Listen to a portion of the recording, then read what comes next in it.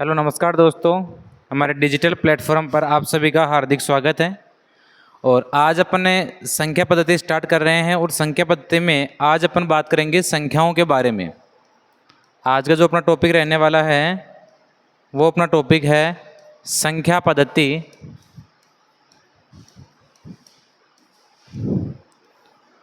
और संख्या पद्धति में आज अपन सबसे पहले बात करने वाले हैं संख्याओं के बारे में।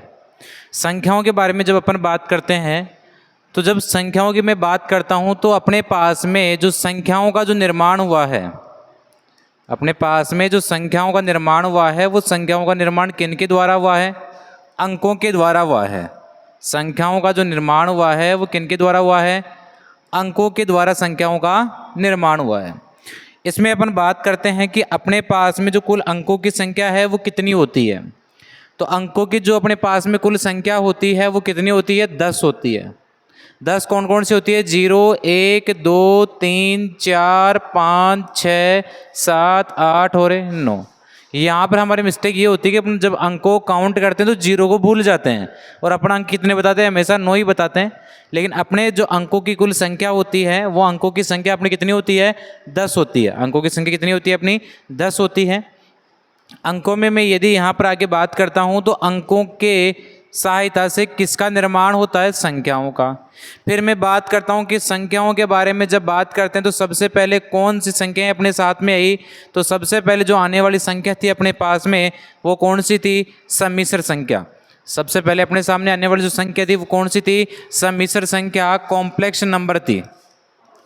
सबसे पहले अपने पास में आने वाली जो संख्या थी वो कौन सी संख्या थी? कॉम्प्लेक्स नंबर, सम्मिश्र संख्या थी।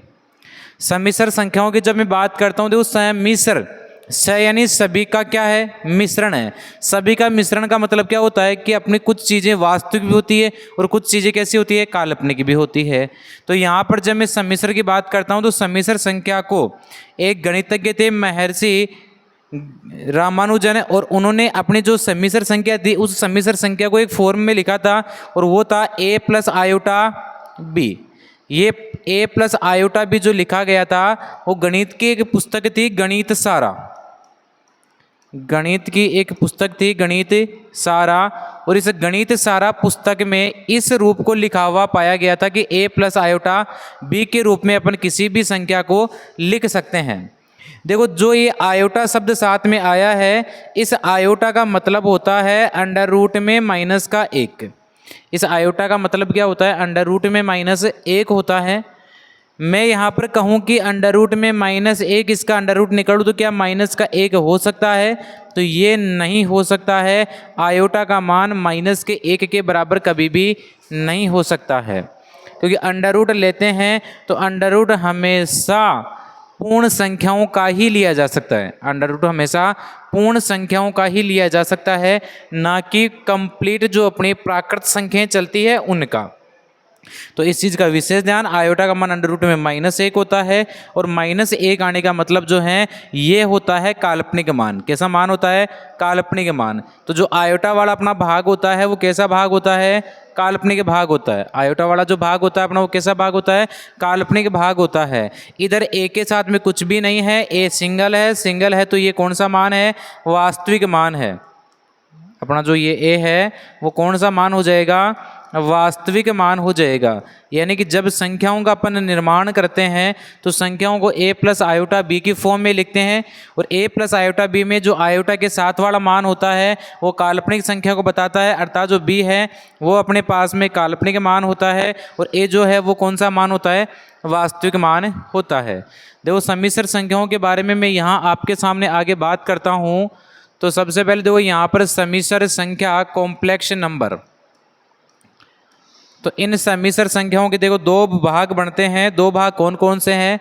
तो इसमें एक भाग जो बनता है वो मैंने अभी आपको बताया। कौन सा भाग बनेगा? वो अपना भाग बनता है वास्तविक संख्या। दूसरा जो अपना इधर से भाग बनेगा वो अपना कौन सा भाग बनता है? तो वो अपना भाग बनता है काल्पनिक संख्या। वो अपना भाग कौन सा बनता है? काल्पनिक संख्या। तो एक भाग अपना वास्तविक संख्या होता है और दूसरा भाग कौन सा होता है, काल्पनिक संख्या होता है। देखो काल्पनिक के बारे में मैंने अभी बताया था कि सम्मिश्र संख्या को मैं लिखूंगा a प्लस आयोटा b के रूप में। जो b वाला मान है वो तो काल्पनिक मान होता है और जो a वाला मान है वो कौन सा मान होगा, वास्तविक मान होता है। अब देखो काल्पनिक की बात करता हूं, मैंने कह दिया आयोटा शब्द काम में लेंगे जिसका मान क्या होता है, रूट ऑफ माइनस का 1।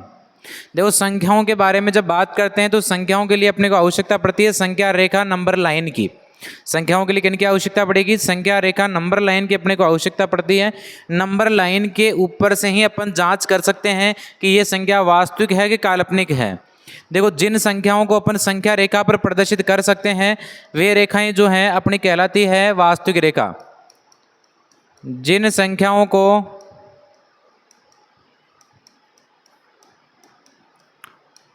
संख्या रेखा पर प्रदर्शित किया जा सकता है, संख्या रेखा पर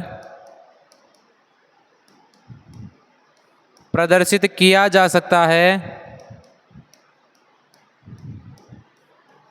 वे रेखाएं अपनी कौन सी रेखाएं कहलाती है, तो वो संख्या अपनी वास्तविक संख्याएं कहलाती है। जिन संख्याओं को अपन संख्या रेखा पर दर्शा सकते हैं वो कौन सी कहलाती है, तो वो कहलाती है अपनी वास्तविक संख्याएं। और जिन संख्याओं को संख्या रेखा पर, जिन संख्याओं को संख्या रेखा पर प्रदर्शित नहीं किया जा सकता, संख्या रेखा पर प्रदर्शित नहीं किया जा सकता है, वो रेखा कौन सी रेखा होती है, अपनी काल्पनिक रेखा। काल्पनिक जो संख्या होती है इसको इंग्लिश में बोलते हैं इमेजिनरी नंबर।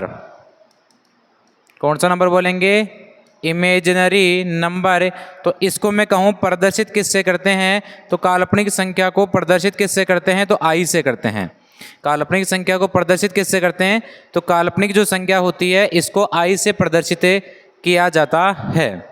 फिर मैं बात करता हूँ वास्तविक संख्या, और वास्तविक संख्या की जब मैं बात करता हूँ तो वास्तविक संख्या को इंग्लिश में बोला जाता है रियल नंबर। वास्तविक संख्या जिसको रियल नंबर बोला जाता है, तो इसकी जब मैं बात करता हूँ तो किससे प्रदर्शित करेंगे, तो इसको प्रदर्शित किससे करते हैं, आर से। किससे प्रदर्शित करते हैं, आर से प्रदर्शित किया जाता है। अपने काल्पनिक संख्याएं जो अपना स्तर है वहाँ तक यहीं एंड होती है। अपनी जो कहानी होगी पूरी संख्या रेखा में वो वास्तविक संख्याओं पर होती है। वास्तविक संख्या संख्या रेखा पर प्रदर्शित की जा सकती है, काल्पनिक रेखा संख्या रेखा पर प्रदर्शित नहीं की जा सकती है। अब देखो अपनी जो पूरी कहानी शुरू होती है वो शुरू होती है अपनी वास्तविक संख्या से। देखो वास्तविक संख्या में दो भाग बनेंगे अपना। पहला इधर भाग बनता है, ये भाग बनेगा अपने, देखो इधर है पूर्णांक संख्या। कौन सी संख्या बनेगी, पूर्णांक संख्या बनती है। इधर जो बनती है वो कौन सी बनती है, इधर बनती है अपनी दशमलव संख्या। इधर अपनी जो बनती है वो कौन संख्या, दशमलव संख्या, डेसिमल नंबर। इधर अपना आएगा डेसिमल नंबर और इधर आएगा अपना इंटीजर नंबर। इधर आता है अपना कौन सा नंबर आएगा, इंटीजर नंबर। देखो बात करता हूं मैं पूर्णांक संख्याओं की पहले, बाद में अपन बात करेंगे दशमलव संख्याओं के बारे में। जब मैं बात करता हूं किनकी, पूर्णांक संख्याओं की, इंटीजर नंबर की, तो देखो पूर्णांक संख्याएं जो हैं वो जीरो से स्टार्ट होती है। पूर्णांक संख्याएं जो है वो जीरो से स्टार्ट होती है और माइनस से स्टार्ट होती है। कहाँ से स्टार्ट होती है, माइनस के अनंत से स्टार्ट होती है। -3, -2, -1, 0, 1, 2, 3 इस प्रकार अनंत तक जाती हैं। यानी कि वे सभी संख्याएं जो क्या होती है, संख्या रेखा पर आती है और एक निश्चित स्थान लेती है, वो संख्या कौन सी संख्या कहलाती है, पूर्णांक संख्या कहलाती है। अर्थात जो क्या होती है, अपने आप में पूर्ण होती है। अपने आप में कैसी होती है, पूर्ण होती है। वो संख्या कौन सी संख्या कहलाती है, पूर्णांक संख्या कहलाती है। देखो पूर्णांक संख्याओं के बारे में बताने वाला जो वैज्ञानिक था, पूर्णांक संख्याओं के बारे में बताने वाला जो वैज्ञानिक था वो अपना वैज्ञानिक था वैज्ञानिक जहलीन। वो अपना वैज्ञानिक कौन था, जहलीन नाम का एक वैज्ञानिक था। और देखो इसको जब मैं बात करता हूँ कि प्रदर्शित किस प्रकार से करते हैं, तो इसको प्रदर्शित करने के लिए देखो इसको अंग्रेजी में बोलते हैं इंटीजर। इंटीजर से लेते हैं, आई से भी प्रदर्शित किया जा सकता है।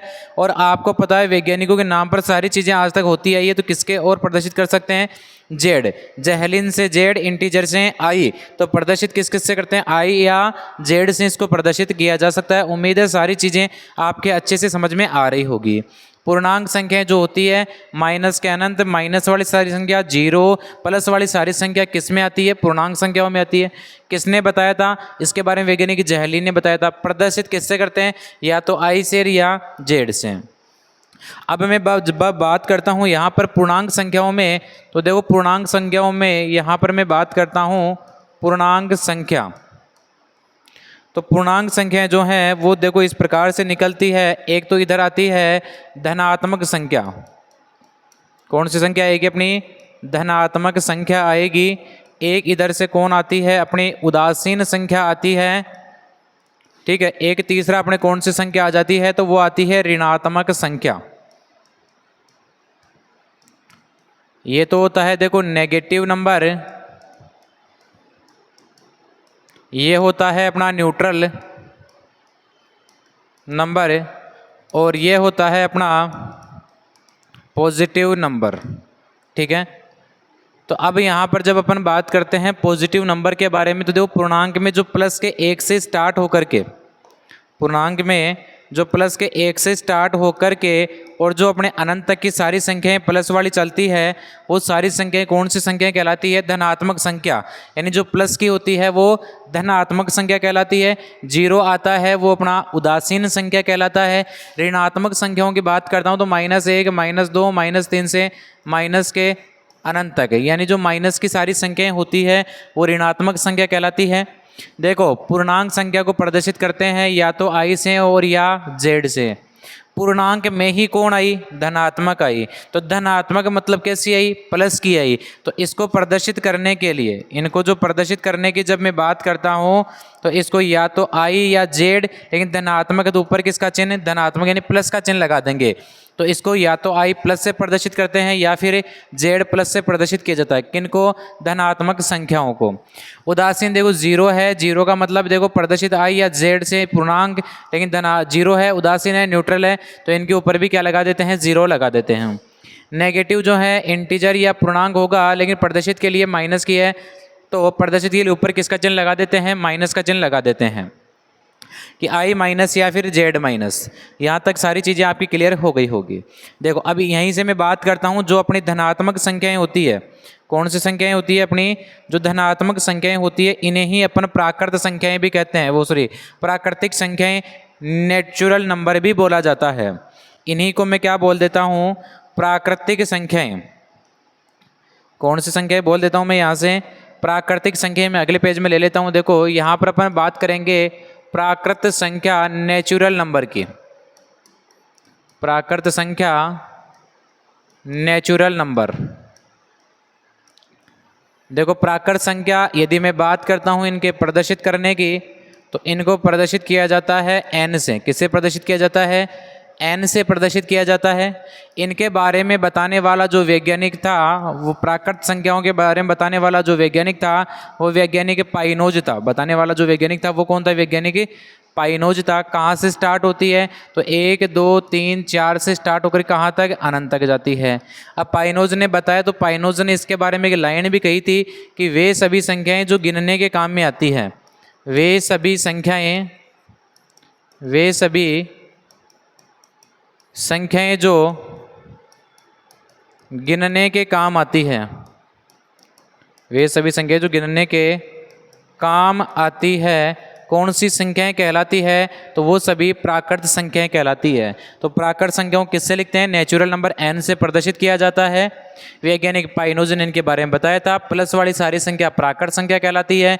ये सभी संख्याएं जो हैं किसके काम में आती है, गिनने के काम में आती है। किसके काम में आती है, गिनने काम में आती है। किसने कहा, वैज्ञानिक पाइनोज ने कहा। यहीं से फिर मैं नेक्स्ट बात करता हूँ पूर्ण संख्याओं की।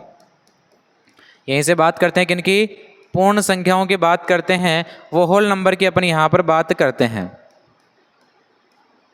तो वो होल नंबर की जब मैं बात करता हूँ, तो इनके बारे में यदि बात करेगी, इसे प्रदर्शित किससे किया जाता है, तो पूर्ण संख्याओं को प्रदर्शित किससे करेंगे, तो W से। किससे प्रदर्शित करते हैं, W से इसको प्रदर्शित किया जाता है। और पूर्ण संख्या कहाँ होती है, तो 0, 1, 2, 3 से स्टार्ट होकर के अनंत तक जो सारी संख्याएं होती है वो कौन सी संख्या कहलाती है, पूर्ण संख्या कहलाती है। कौन सी संख्या कहलाती है, पूर्ण संख्या कहलाती है।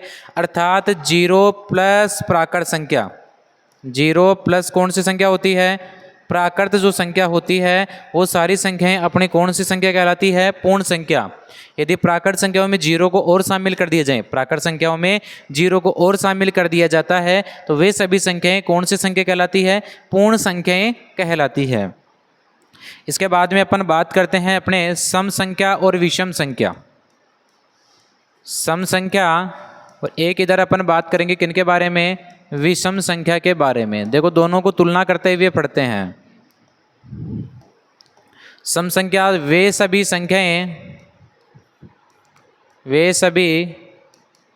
संख्याएं जो 2 से पूर्णतः विभाजित हो, जो 2 से पूर्णतः